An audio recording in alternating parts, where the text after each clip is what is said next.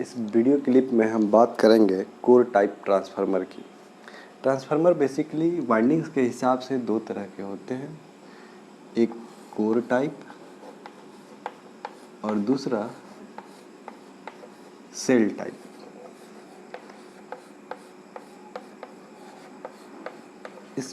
यहाँ हम चर्चा करने वाले हैं कोर टाइप ट्रांसफार्मर की और इसके कंस्ट्रक्शन के बारे में हम समझेंगे। उसके बाद हम सेल टाइप ट्रांसफार्मर के बारे में जानेंगे। तो कोर टाइप ट्रांसफार्मर के बारे में हम शुरू करते हैं। कोर टाइप ट्रांसफार्मर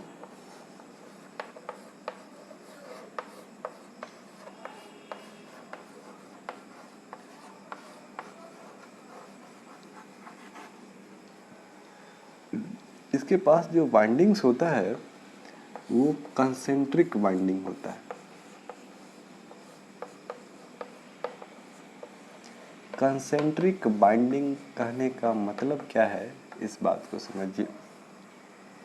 हम समझेंगे अभी। जस्ट देखिए, यहाँ देखिए, ये ट्रांसफार्मर का कोर है और हमने बाइंडिंग्स बना रखा है। ये बाइंडिंग्स लपेटे हुए हैं, यहाँ भी बाइंडिंग्स लपेटे हुए हैं। तो कोर टाइप ट्रांसफार्मर के कंस्ट्रक्शन में ये बाइंडिंग्स रहता है और इसके ऊपर एक दूसरा लेयर रहता है बाइंडिंग्स का। मैं इसे थोड़ा साइज में डिफर कर दे रहा हूँ ताकि समझ में आए। एक दूसरा लेयर रहता है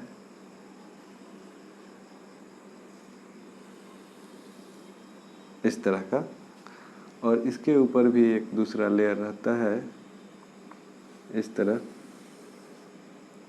और यही बात अंदर की तरफ भी रहेगी।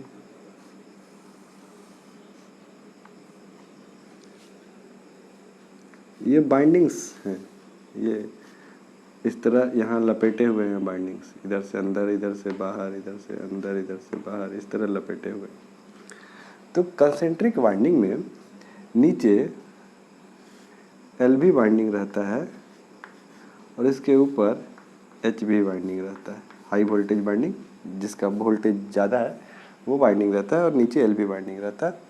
ये वाइंडिंग इसी का सेट है, मतलब यहाँ लपेटा हुआ है, उसी तरह HV यहाँ लपेटा हुआ।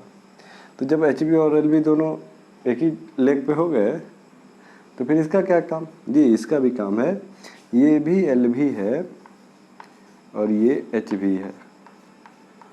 अब ऐसा है कि अगर हमें 100 HV का टर्न्स चाहिए तो 50 मैंने यहाँ लपेटे हैं, 50 यहाँ लपेटे हैं, और इन दोनों को सीरीज में कर रखा है। बात को समझिए। ट्रांसफार्मर के कोर पे, लेग पे, किसी एक लेग पे HV और LV दोनों तरह के वाइंडिंग्स होते हैं। दूसरे लेग पे भी HV और LV और HV दोनों तरह के वाइंडिंग्स होते हैं। और यहाँ का LV यहाँ के लो वोल्टेज बाइंडिंग से, यहाँ का लो वोल्टेज बाइंडिंग यहाँ के लो वोल्टेज बाइंडिंग से सीरीज में कनेक्टेड होता है। मैं अगर बात को थोड़ा और स्पष्ट करने का कोशिश करूँ तो ये हमने कोर बना रखा, लेग है, ट्रांसफार्मर का लेग है, जहाँ हमें बाइंडिंग लपेटना है। मैं बात कर रहा हूँ, मान लीजिए LV साइड के बाइंडिंग की। ये मैंने लपेटा और दूसरी तरफ भी मैंने कुछ इस तरह वाइंडिंग्स लपेट दिए। दोनों तरफ टर्न्स बराबर हैं और मैं यहाँ से आउटपुट ले रहा हूँ। ये LV वाइंडिंग टर्मिनल है और ये एक दूसरे के साथ सीरीज में जुड़े हुए हैं। करंट इधर से आया बहते हुए, फिर इधर से आउटपुट निकला। बात समझ रहे?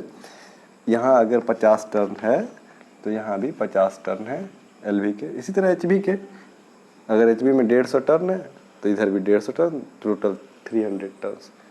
तो बातों को समझिए कि किसी एक लेग पे HV और LV दोनों तरह के बाइंडिंग्स होते हैं, दूसरे लेग पे भी HV और LV दोनों तरह के बाइंडिंग्स होते हैं, और दोनों लेग वाले LV बाइंडिंग एक दूसरे से सीरीज में जुड़े रहते हैं, और ठीक उसी तरह दोनों तरफ के HV बाइंडिंग सीरीज में जुड़े रहते हैं। मतलब यहाँ का HV बाइंडिंग यहाँ के HV बाइंडिंग से सीरीज में जुड़ा हुआ है और यहाँ output.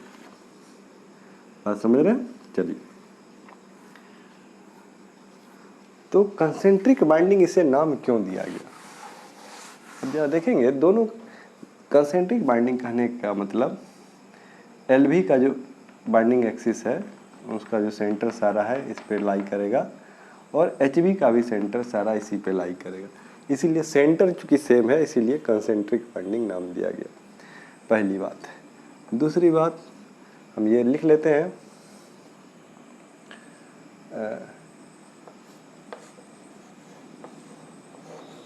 To legs are used for single phase transformer. मैं अगर सिंगल फेज ट्रांसफार्मर की बात करूं तो 2 लेग का यूज़ होता है, एक ये और एक।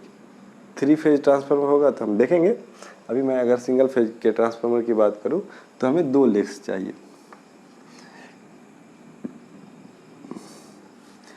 LV and HV bindings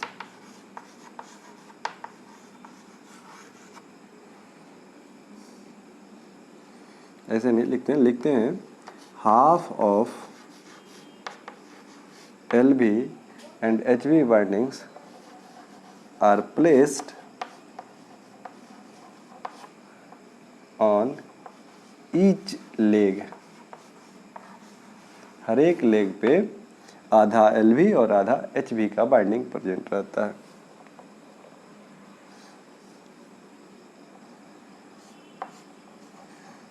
to halves of LV bindings which are placed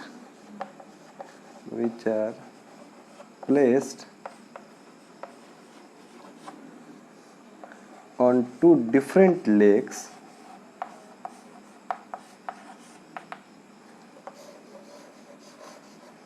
are connected in series। दोनों सीरीज में रहते हैं।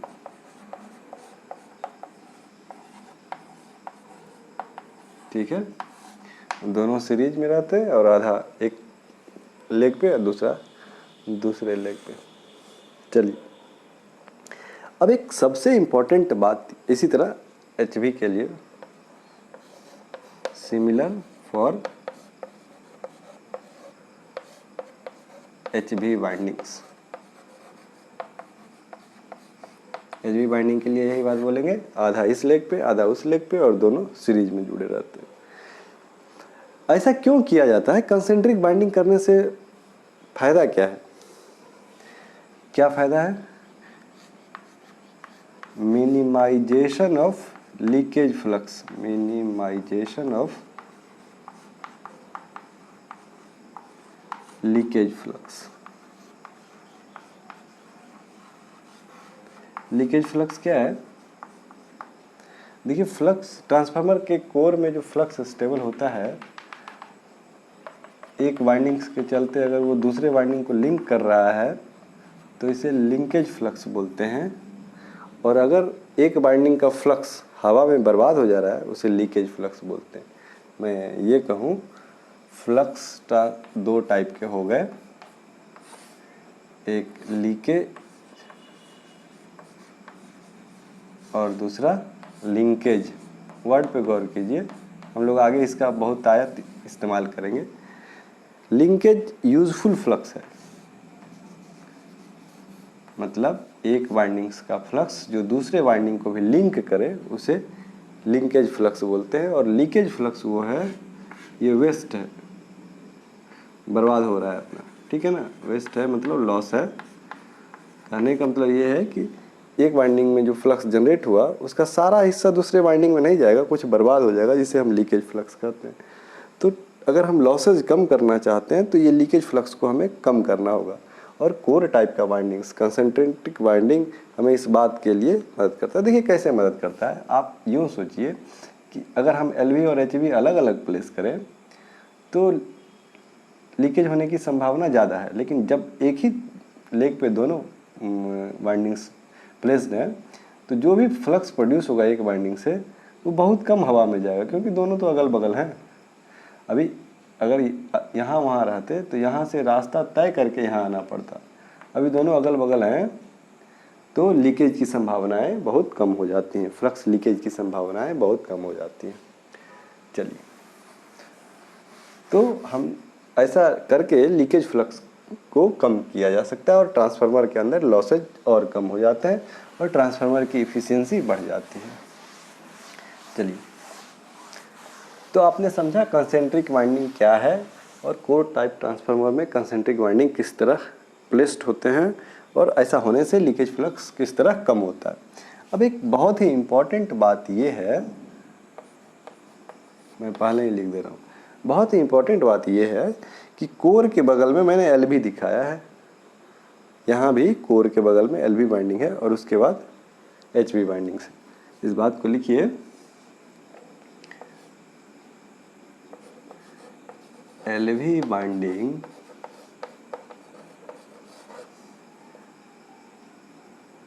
placed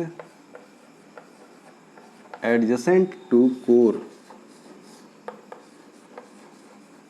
adjacent to core and HV winding is placed over LV winding।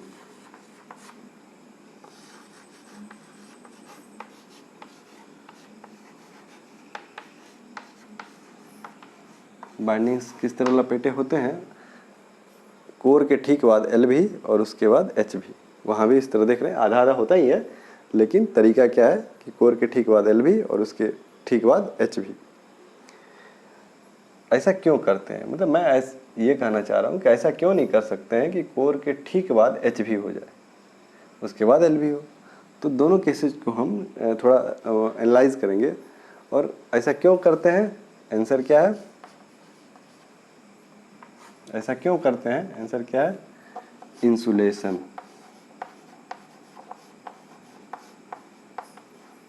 Insulation कम करने के लिए, इंसुलेशन में खर्चा कम हो और अच्छा इंसुलेशन मिले, इसलिए हम ऐसा करते हैं। देखिए किस तरह, ये बात को समझिए कि किस तरह इंसुलेशन कम लगेगा इस तरह करने पर। देखिए मैंने यहाँ कोर बनाया, मैं यहाँ एक अलग से फिगर बना रहा हूँ, ये कोर है, ये लेग है असल में, और यहाँ मैंने एक बाइंडिंग प्लेस किया और दूसरा यहाँ प्लेस किया। ये बीच वाला हिस्सा इंसुलेशन है। आपको पता होना चाहिए कि ये वाइंडिंग्स प्राइमरी और सेकेंडरी एक दूसरे से इंसुलेटेड होते हैं, जो ये उजला लाइन आपको दिख रहा है, ठीक उसी तरह ये वाइंडिंग्स कोर से भी इंसुलेटेड होते हैं। नहीं, इनके बीच शॉर्ट सर्किट नहीं होना चाहिए ना, नहीं तो फिर ट्रांसफार्मर का मतलब नहीं रह जाएगा। यही नहीं, बाइंडिंग्स के हर एक टर्न से एक दूसरे से, इसमें जो टर्न लगा हुआ है वो हर एक टर्न एक दूसरे से इंसुलेटेड रहता है। तार के ऊपर कॉपर या एल्युमिनियम का जो भी तार होता है उसके ऊपर इंसुलेशन चढ़ा होता है और हम यहाँ भी इंसुलेशन का इस्तेमाल करते हैं। ये पेपर के फॉर्म में हो सकता है, प्लास्टिक के फॉर्म में हो सकता है, डिपेंड करता है कि ट्रांसफार्मर किस रेटिंग का है और हम किस पर्पज़ के लिए उसका इस्तेमाल करने वाले हैं। तो मैं यहाँ ये बताने जा रहा हूँ कि ट्रांसफार्मर के ऊपर हमने जो बाइंडिंग्स लपेटा है ये LV होना चाहिए और ये HV होना चाहिए, ये LV का सेट होना चाहिए और ये HV का सेट होना चाहिए। ऐसा करने से इंसुलेशन कम होगा। चलिए मैं आसानी के लिए मान लेता हूँ कि एक ट्रांसफार्मर है जिसका LV का रेटिंग क्या है, 440 वोल्ट है और शुरू करते हैं यहाँ से। कोर का वोल्टेज कितना होना चाहिए, 0 वोल्ट, ठीक है ना, ये कोर है, कोर का वोल्टेज कितना होना चाहिए, 0 वोल्ट और LV का रेटिंग क्या है, 440 वोल्ट मैं मान ले रहा हूँ और उसी तरह HV का रेटिंग क्या है, 11,000 वोल्ट। चलिए अब मैं इंसुलेशन की बात करता हूँ। कोर और इसके बीच इंसुलेशन है और उसी तरह HV और LV के बीच इंसुलेशन है। ये इंसुलेशन इस बात पे डिपेंड करेगा, ये इंसुलेशन का क्वालिटी क्या होगा, क्वांटिटी क्या होगा, ग्रेड क्या होगा, ये इंसुलेशन इस बात पे डिपेंड करेगा कि इनके बीच वोल्टेज डिफरेंस क्या है। इनके बीच का वोल्टेज डिफरेंस 440 है, उसी तरह इसके बीच का डिफरेंस क्या है। तो इस वोल्टेज ग्रेडियंट बोलते हैं, इस वर्ड को हम बढ़िया तरह से बोले तो इंसुलेशन जो होगा वो डिपेंड करेगा कि वोल्टेज ग्रेडियंट क्या है। मतलब difference of voltage per unit length को वोल्टेज ग्रेडियंट बोलते हैं। तो ये डिफरेंस ऑफ, बेसिकली मैं ये कहूँ कि ये वोल्टेज डिफरेंस ऑफ वोल्टेज पे डिपेंड करेगा। ये अपना एक असली केस हो गया। और अगर हम इसका उल्टा माने, दूसरे केस में क्या हो सकता है, आपका कोर 0 वोल्ट पे है और हमने एच वी को लपेट रखा है शुरू में। एच वी कितना है, 11,000 वोल्ट पे है। इसके बगल में मैंने एच वी लपेट दिया है और एल वी क्या है, 440 वोल्ट है। वही ट्रांसफार्मर है, रेटिंग वही है। अब देखिए, मैं अगर इन दोनों वाइंडिंग्स के बीच की बात करूं तो जो वोल्टेज डिफरेंस है वही इस दूसरे वाले, ये केस 2 है, ये दूसरे वाले केस के लिए भी है। जो डिफरेंस यहाँ है, जो यहाँ इंसुलेशन यूज होगा, उसी ग्रेड, उसी क्वालिटी, उसी क्वांटिटी का इंसुलेशन हम यहाँ इस्तेमाल कर सकते हैं। लेकिन कोर और बाइंडिंग्स के बीच में जो इंसुलेशन है उसको ज़रा देखिए, इस दोनों के बीच का इंसुलेशन। मैंने अभी बताया कि ये इंसुलेशन इस वोल्टेज ग्रेडियंट पे डिपेंड करेगा, इस बात पे डिपेंड करेगा कि इनके बीच का वोल्टेज डिफरेंस क्या है। तो यहाँ वोल्टेज डिफरेंस 440 है और यहाँ 11,000 है। यहाँ बहुत ही ज़्यादा इंसुलेशन यूज़ करना पड़ेगा, यहाँ मोर इंसुलेशन का यूज़ करना पड़ेगा। जो भी आप इस्तेमाल करेंगे उसका क्वालिटी, क्वांटिटी और ग्रेड अच्छा होना चाहिए, ज़्यादा होना चाहिए। तो अब यह सब बात है कि हम केस 2 के इस्तेमाल से बचेंगे और इसके लिए मेरा ये वाला प्रोसेस सही होगा। मतलब कोर के ठीक बाद हम एल वी लपेटेंगे और एल वी के ठीक बाद एच वी लपेटेंगे। हम कोर के ठीक बाद एच वी नहीं लपेटेंगे, क्योंकि ऐसा करने से इंसुलेशन का डिमांड ज़्यादा रहेगा, रिक्वायरमेंट ज़्यादा रहेगा। तो ये हुई बातें कोर टाइप ट्रांसफार्मर की। देखिए, जब हम बात करेंगे सेल टाइप की, अभी नहीं बात करेंगे, अगले वीडियो में बात करेंगे, बस एक इनिशियल आपके लिए ये है कि कोर टाइप में मैंने बताया कंसेंट्रिक बाइंडिंग, उसी तरह सेल टाइप वाले ट्रांसफार्मर में हम बोलेंगे सैंडविच बाइंडिंग। क्या होगा हम सीखेंगे। मैं आपको ये बताना चाह रहा हूँ, सी से कोर और सी से कंसेंट्रिक, एस से सेल, एस से सैंडविच, तो आपको आसानी होगी। कोर टाइप ट्रांसफार्मर में कंसेंट्रिक बाइंडिंग रहता है। कंसेंट्रिक बाइंडिंग कुछ इस तरह का रहता है, जिनका सेंटर एक रहता है। एच बी और एल बी दोनों बाइंडिंग्स का सेंटर एक होता है। ये सारी बातें हमने सीखी हैं। तो अगली क्लास में हम सेल टाइप ट्रांसफार्मर के बारे में पढ़ेंगे और देखेंगे कि किस तरह सैंडविच बाइंडिंग किया रहता है सेल टाइप ट्रांसफार्मर में और उसका क्या खूबी है। साथ ही साथ हम कंपेयर करेंगे कोर टाइप और सेल टाइप ट्रांसफार्मर के कंस्ट्रक्शन की और यूजेज की। Thank you.